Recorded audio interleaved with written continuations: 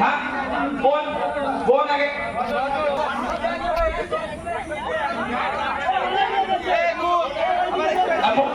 মৌদিন Camel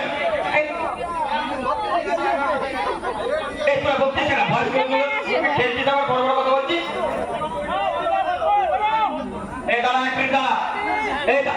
এক minute দাঁড়া আমি কটা জিনিস বলে দিচ্ছি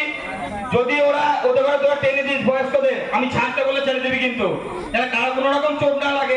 ওনারা আপনার এন্টারটেনমেন্টের জন্য নেমেছে ছাড়তে বললে ছেড়ে দিবি আমি বারবার বলে দিচ্ছি আর যদি না ছাড়ি